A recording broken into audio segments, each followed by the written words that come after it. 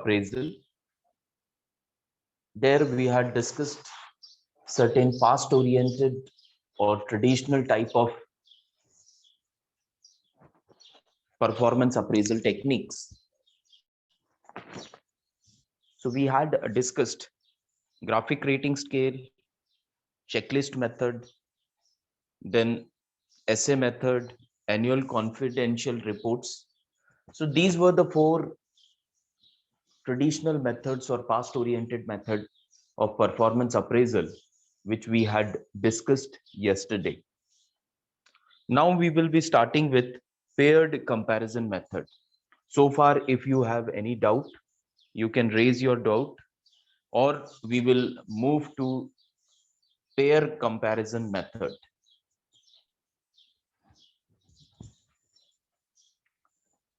Okay, no doubt is there. So we will go to the pair comparison method. Now pair means then two people are together. That is pair. Pair comparison method. It means it's a method of performance appraisal where the performance of every employee is paired with the other employee to evaluate that who is the best employee. Suppose employee A's performance will be checked with employee B, and it will be found out that who is a better performer between A and B, whether A is better or B is better. Then A's performance will be compared with C.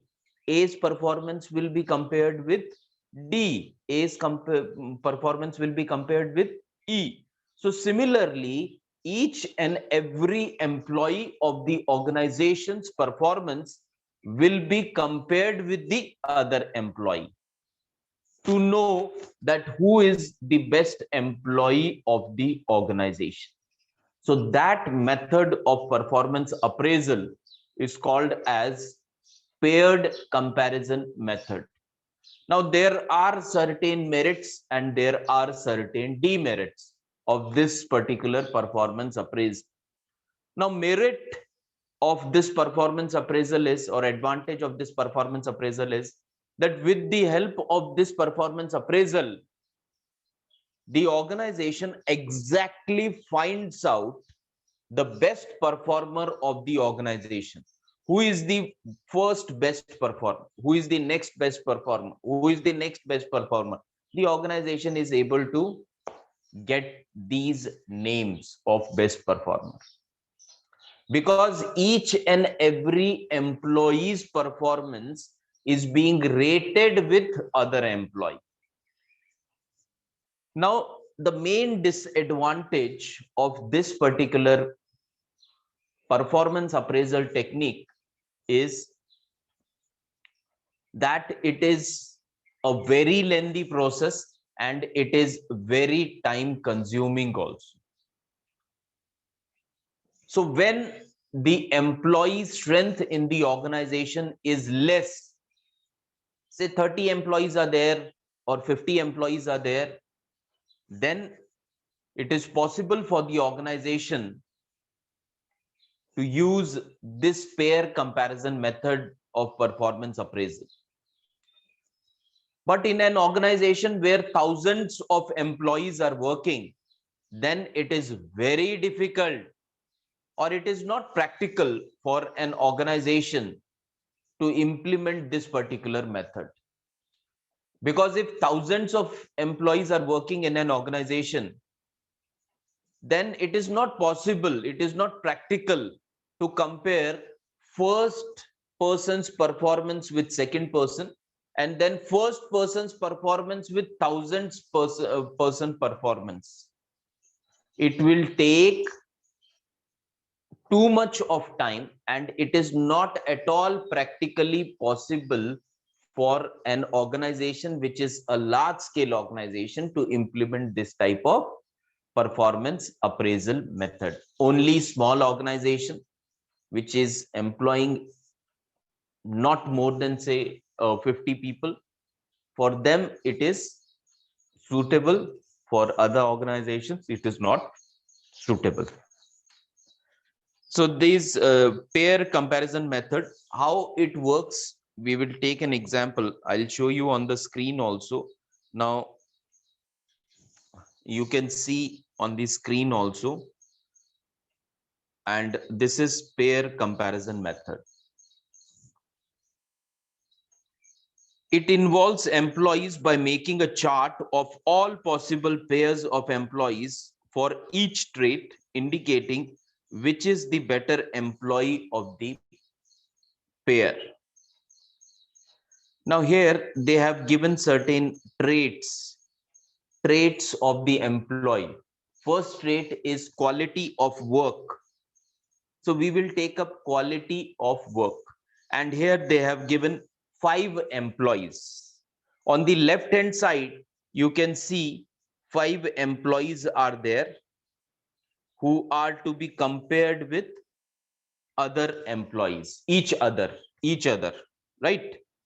So A, B, C, D, E. A is Art, his name is Art. B is Maria. C is Chuck. D is Diane. And E is Joe's. Now here, what they have done is paired comparison. Now A cannot be compared with A because A himself cannot be compared for his performance with himself. So that is why the place is blank. Now when A is compared with B, then we can see that who is better? B is better. When B is compared with C, then again A is compared with C, A is compared with D. When A is compared with D, it seems that A is better than D. When A is compared with E, it seems that A is better than E. So plus sign is given to better performance and minus sign is given to less performance. So the person who scores more plus is the better performer. So here we can say that B or Maria is ranked highest here because she has achieved 1, 2, 3, 4. 4 plus. That means her performance is better than the other people. So every individual's performance, Maria's performance is better than every other individual's performance in the organization. Because, and how we came to know about this? Because we have compared Maria's performance with each and every other employee of the organization. As the number is less, it is very convenient, it is very suitable for the organization to find out the best performers of the organization.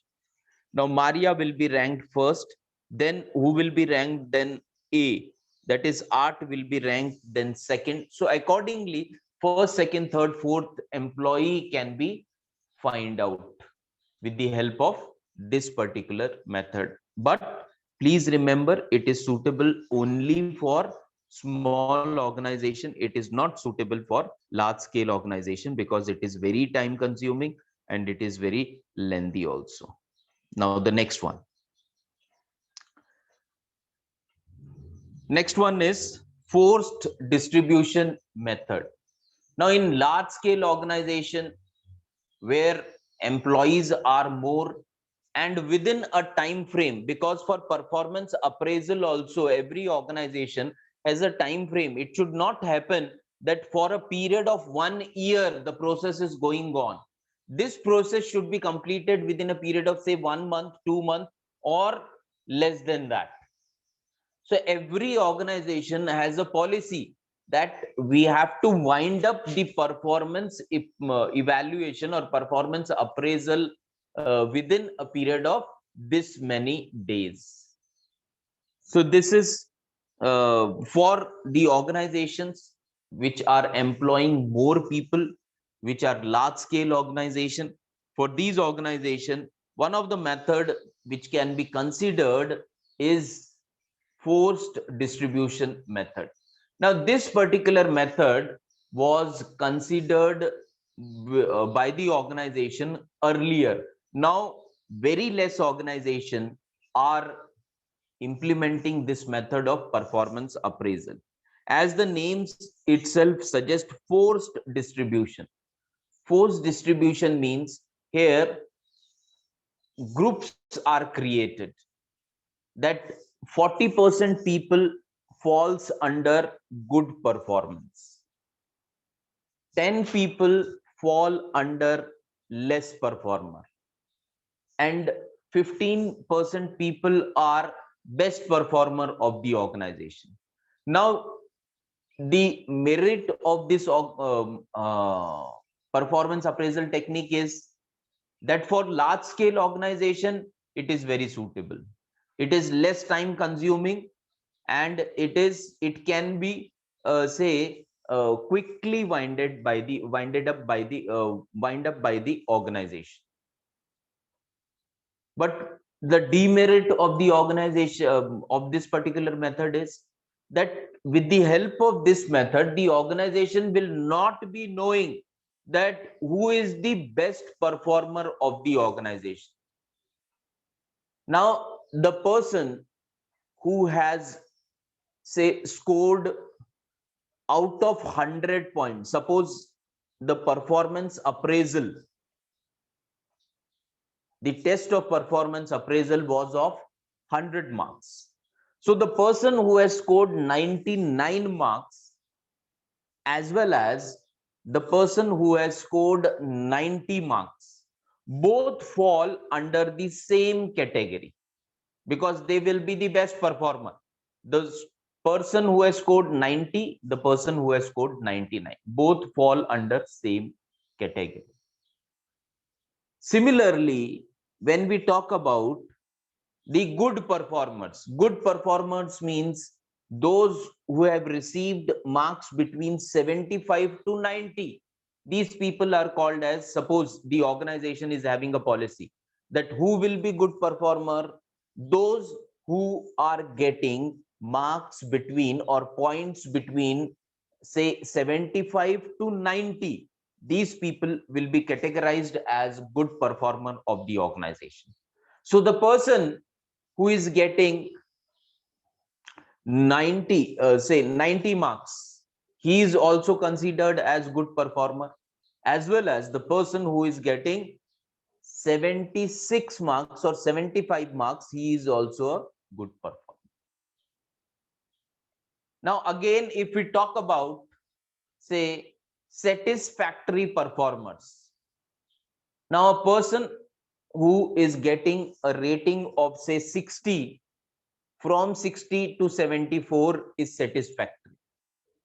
So the person who is getting the ranking of, say, from 60 to 74, so anyone who scores 60, he is also satisfactory. The person who is scoring 74, he is also considered as satisfactory.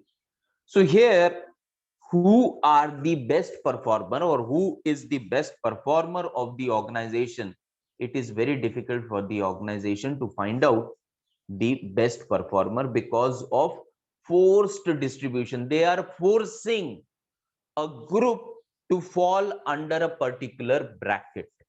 So that is why it is called as forced distribution method. We will take up with the help of this example also. Now here you can see on the screen the diagram is there of forced distribution. On left hand side, it is number of employees and the forced distribution curve is there. 10% of employee fall under poor performance, 20% under below average, 40% average, 20% good, and 10% excellent.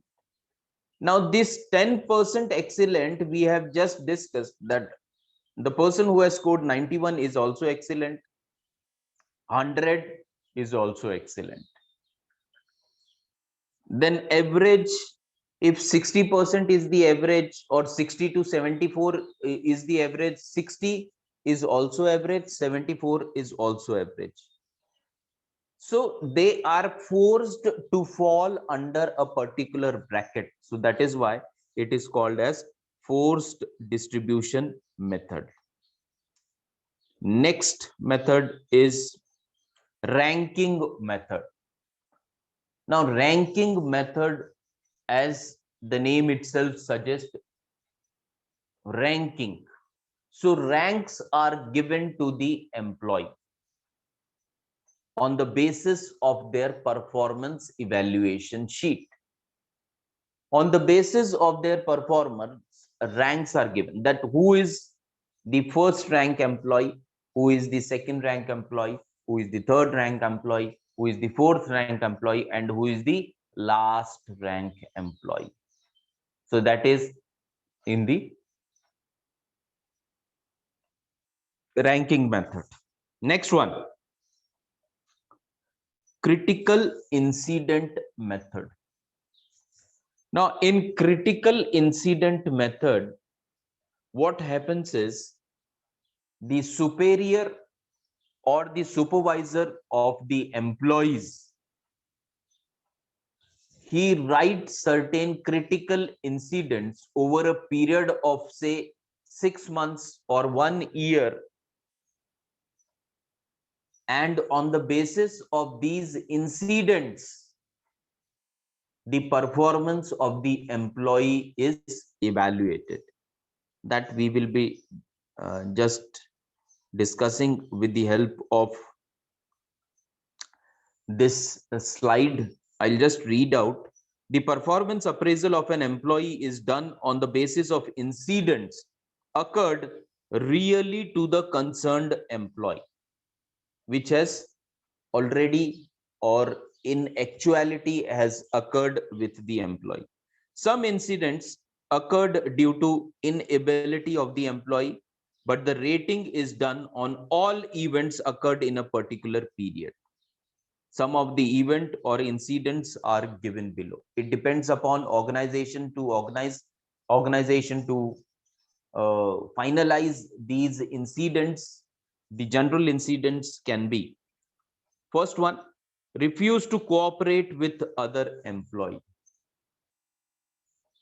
If he refused to cooperate, suppose 2 months back, the manager requested him that he need to cooperate with the employee, or he need to guide the subordinate, and the employee refused that. That will be written by the employee, by the manager, as a critical incident. Next one, unwilling to attend further training.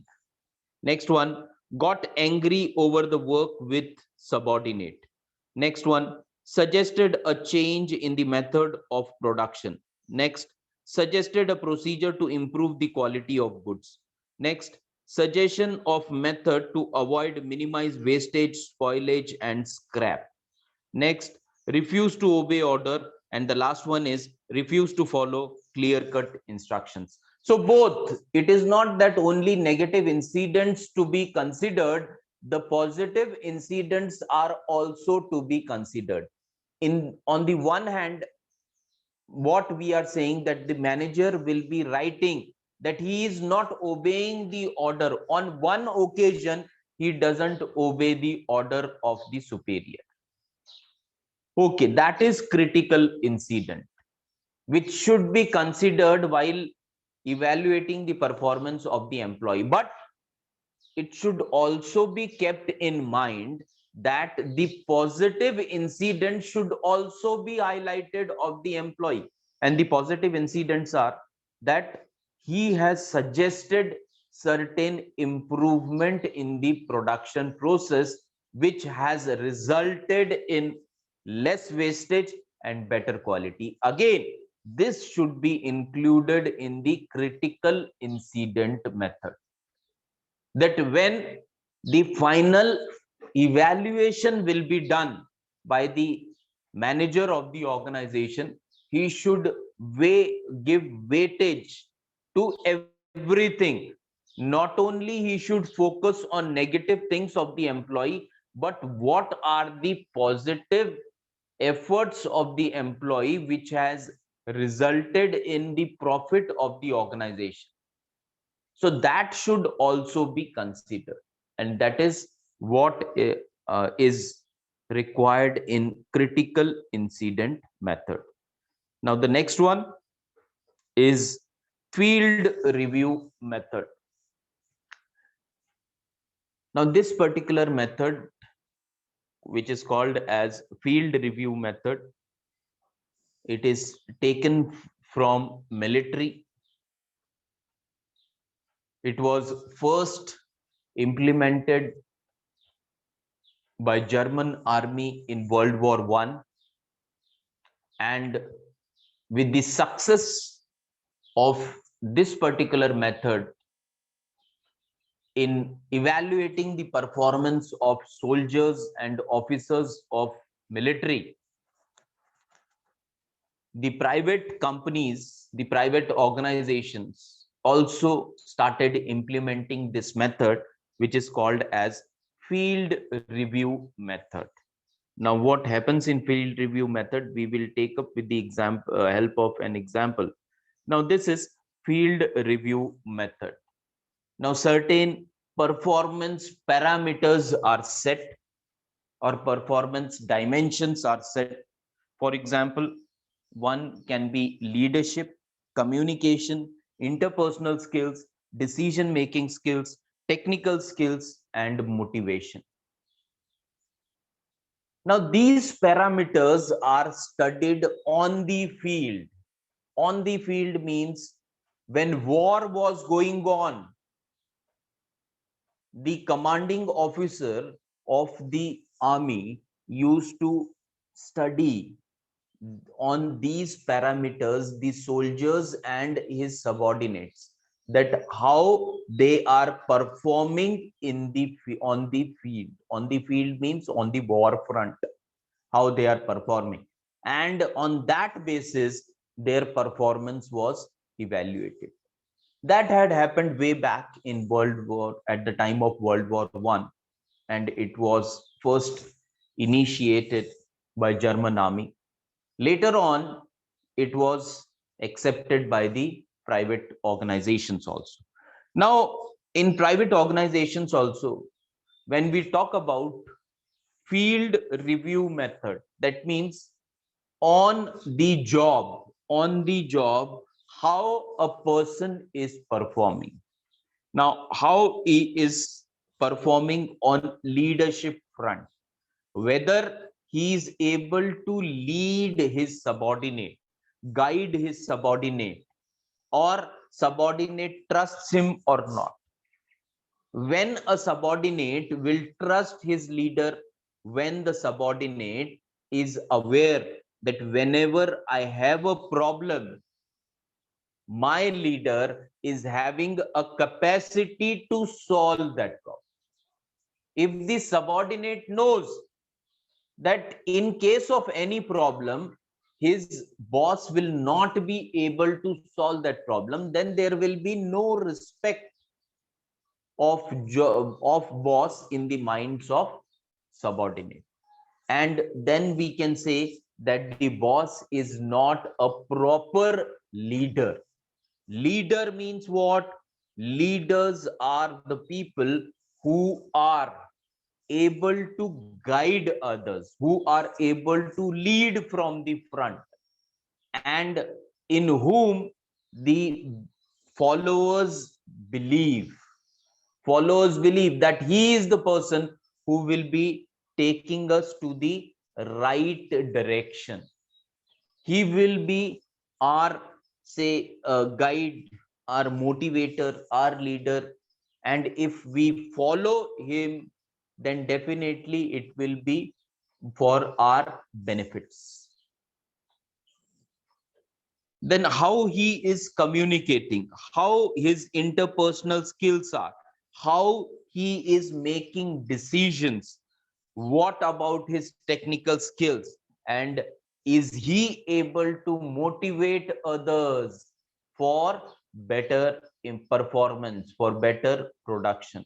So all these things, all these parameters are studied on the job by the superior.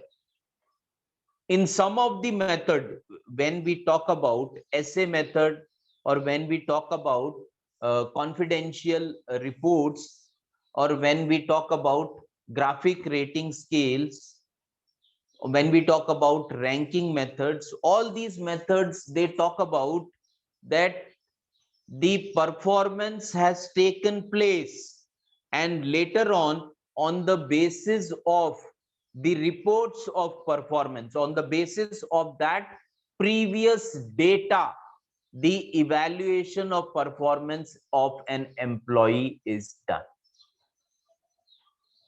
But when we talk about this field review method, it expects that it should be on the job, how he is performing, how he is handling the problem, and how he is implementing the solutions. That should be recorded and that should be evaluated. And that is the meaning of field review method. Now, next one is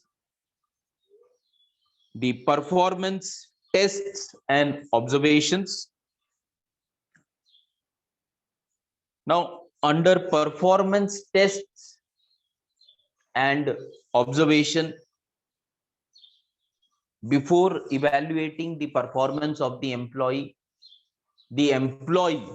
has to undergo a test, and on the basis of that test, the performance of an employee is evaluated.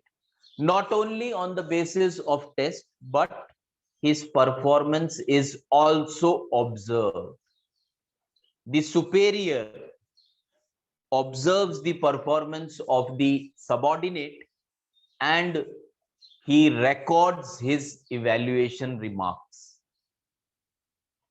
Plus the performance of employee in the performance test, in the test which was conducted by the organization.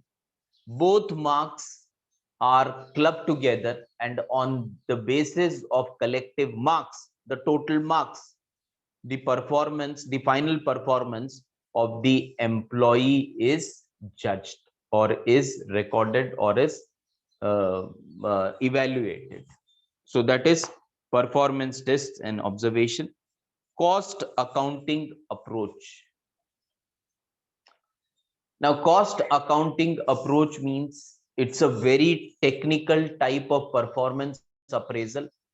How much investment has been made on a particular employee so far, and how much output that individual employee has given to the organization. So it is very technical in nature. No other parameter, no other dimension is studied. Whether the person is cooperative or not is not studied. Whether the person is having leadership skills, good interpersonal skills, whether the person is helping others or not. So nothing like that is studied in this. The only parameter is how much has been expended or invested in an employee and what is his output. Now, if the output is more, then it is finalized that the employee is a good employee.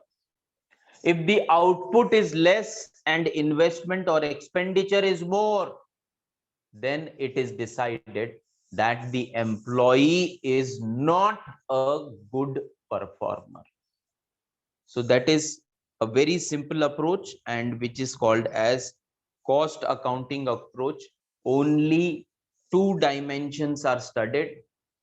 First dimension is how much we have invested as an organization, how much the organization has invested in the person, in recruiting the person, in training the person, and on other aspects also, and how much is the output of the person, how much, if the wastage is minimum, if the production quality is very good, then it can be assumed that yes, he is a good performer. If output is less, then he is not a good performer. So these were certain past oriented methods. Many of the methods are called as traditional methods, and these methods are not being popularly used by the organizations nowadays. There are very less organizations which are using these methods. When we talk about small organizations, there are many organizations which are using these methods when we talk about small organizations. But when we talk about the large organization or multinational organizations, then there are very less organizations which are implementing or which are using these methods of performance appraisal. Now, why small organizations are using and why the multinationals or large scale organizations are not using? Reason is that many of these performance appraisal techniques are easy to implement. So as they are easy to implement, the small organization feel that it is comfortable to implement these organizations. And when we talk about, when we will be shortly discussing the modern methods of performance appraisal, then we will come to know that certain expertise is required to implement these modern methods of performance appraisal, and which the small organization doesn't have. So because of that less expertise or less knowledge about the modern techniques of performance appraisal, these organizations are unable to or not implementing the modern methods of performance appraisal. Now, small organizations are organizations which are employing, say, 20 people, 25 people, or 30 people. There, the person who is the owner of that organization, he may or may not be a very educated person. And the person he is employing as, say, manager, who is having a responsibility to look after uh, the entire organization or entire company, that manager also may not be technically very sound person. He may be a simple graduate, and because of his experience, he can handle the process of the organization in a better manner. But when we talk about large scale organization, we know that each and every position in large scale and multinational company, experts are employed. Now, a marketing manager. Now, who will be a marketing manager in a small scale company? A marketing manager can be a BA graduate who is having experience of, say, 5 years in the field of marketing. He can be designated by the company as marketing manager, that this person is our marketing manager. But when we go to a multinational company, then the situation is different. In multinational company, you will find that marketing manager definitely is a person who has completed his masters in marketing, business administration, who is MBA marketing, who has completed MBA from a reputed institute, who has experience of say 2-3 years, who has undergone 2-3 training programs, who has done added certification program in the field of marketing.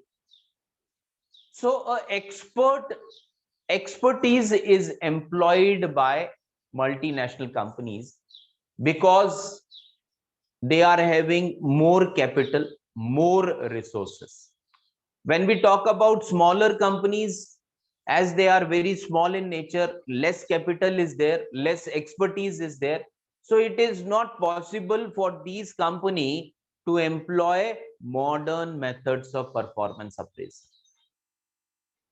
So they generally implement traditional methods of performance appraisal.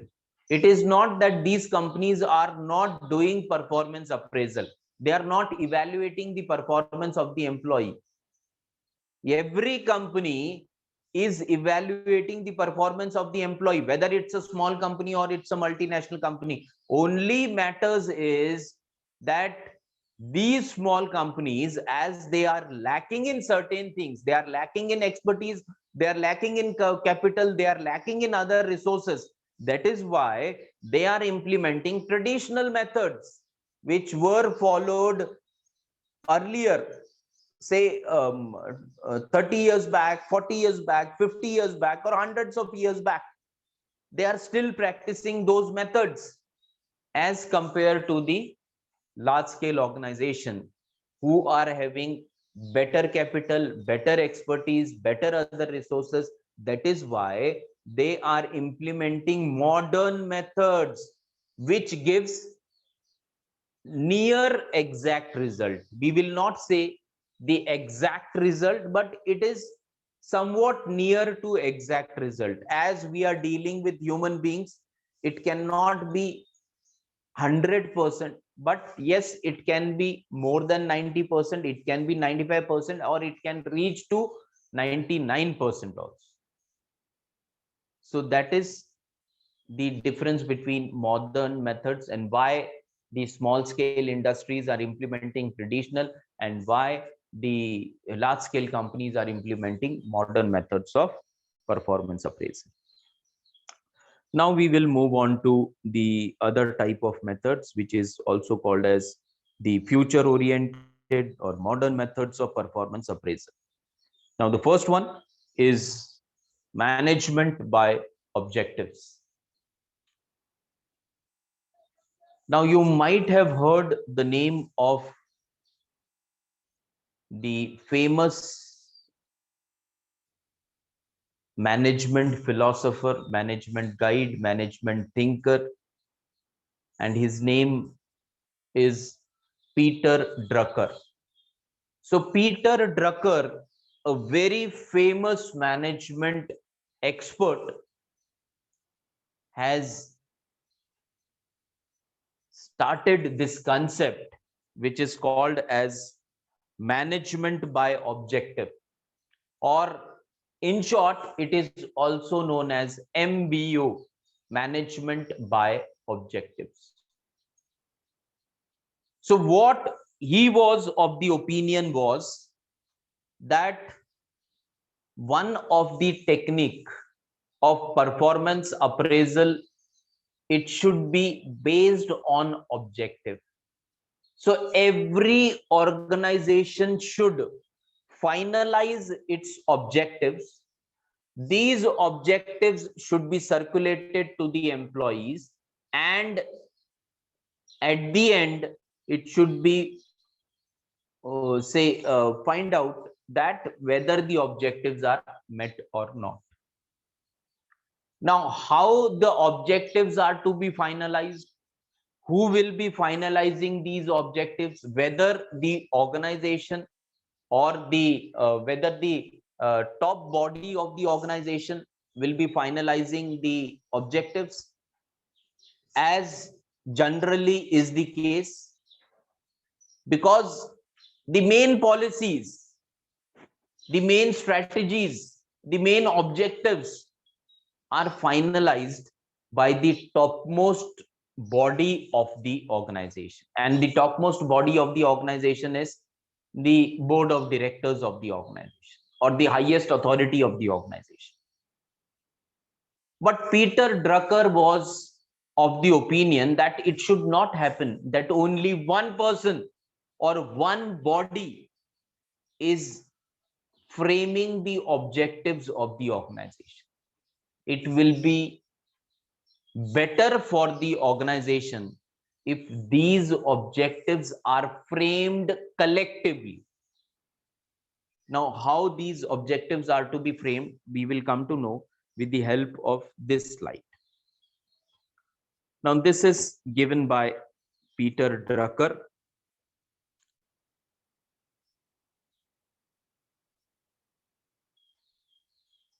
Now, what he says is that he has given 3 parameters or 3 instructions. Number 1, plan jointly. Jointly plan, individually act, and jointly control. So that are the parameters for the implementation of MBO. So what he says is that it should be jointly plan. Jointly plan means set objectives, set standard, and choose action. When the company or when the department is planning for the objective, suppose department is planning.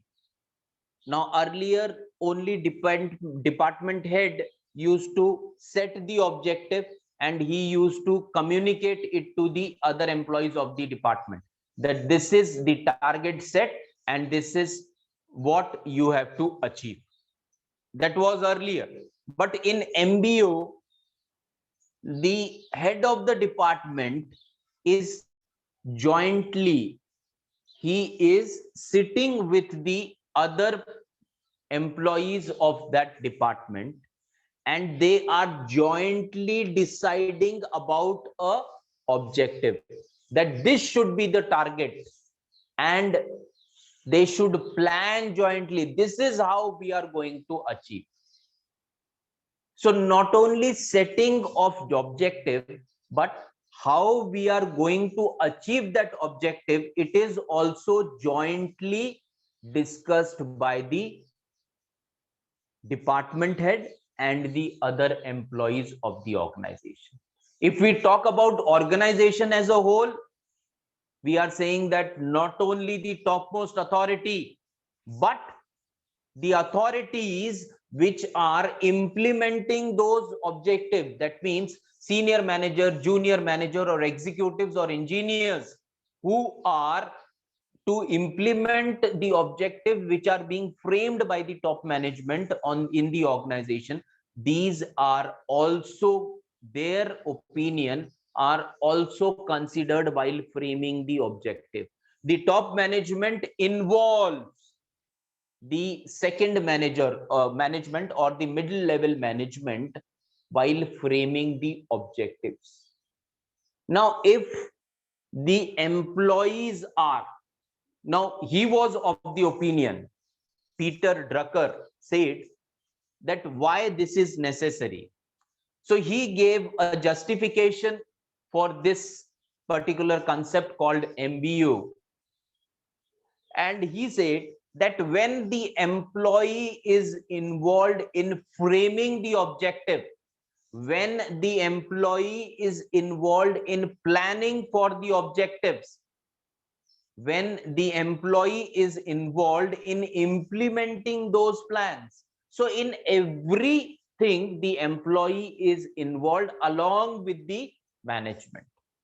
So here employee are not given simple instructions that this is the target and you have to complete this target. So this is not the instruction which is given under MBO to the employees, but Here the entire thing is different. When target was set, employees were also called by the department head that this is the target which the employer or which the department has which the organization has given it to us, and we need to complete this target. And everyone in the department, they are giving their suggestions that how we can complete this target. And later on, the best possible solution, it can be of the department head, it can be of the lowest level employee of that particular department, the best possible solution is implemented. Now the reason or the best justification was when the employee himself or herself is involved in decision making process. He is involved in each and every decision making process, then automatically he develops a sense of belongingness towards the organization. He knows that this is my decision. I have taken the decision. I have prepared this plan, and I have implemented this plan. So I will see to it that whatever results, whatever target was set is to be met. So he will put more than 100% of his efforts to achieve that particular target. Had it been that only manager has given the target, now the employees will say, sir, we had given our 100%, and but we could come near to the target, we could not achieve the target. This is one case. But when the manager is involving the employees, that jointly we will set a action plan that how to achieve that target. Employees are involved in planning, employees are involved in formulation, employees are involved in implementing that plan. So in every process the employees are involved. Then definitely the employee will promise the manager, as jointly we are doing it, as a team we are doing it, we will definitely achieve the target. We will say give our extra effort, we will put our extra effort to achieve the target. So that was the justification. When the employee himself feels that this is my decision, i have to I have to make that decision, that I have to prove that the decision which I made is correct or was correct. And how the employee can prove the decision was correct? By achieving the target. So what it says is that jointly plan. Whenever you are planning, plan jointly. Then individually act. Every employee has to act in that particular, as per that particular plan. Last one, jointly control. The manager as well as the employees are controlling the plan, whether we are moving in the right direction or not. Whatever target which is set by the department or which is set by the organization, whether we are able to achieve that particular target or not. So this is to be checked jointly. Not only jointly means that it's a combination of employees and the manager, employees and the management.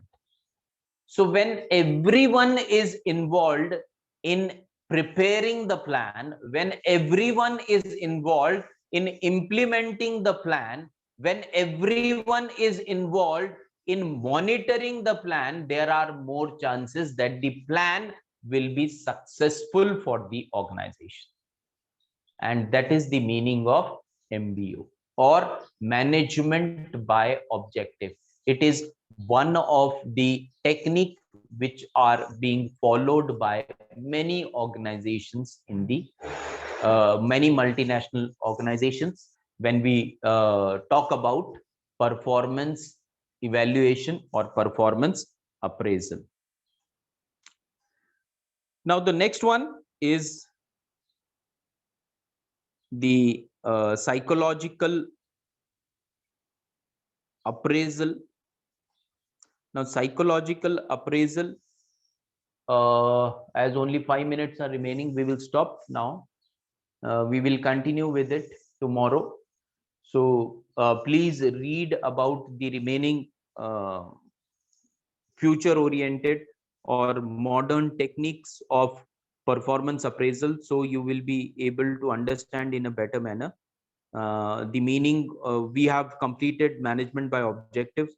Please prepare for psychological appraisals, then assessment centers, 360-degree performance appraisal, behaviorally anchored rating scales, and human resource accounting. These five modern methods of performance appraisal we will be taking up for discussion, maybe tomorrow, or if tomorrow our lecture is not conducted, then we will be taking up on Monday's lecture, but the timing will remain same. If we have lecture tomorrow, then it will start at 6 a.m. and if we have lecture on Monday also, it will start at 6 a.m. So thank you all for joining today's session. Thank you. Thank you, sir. Thank you.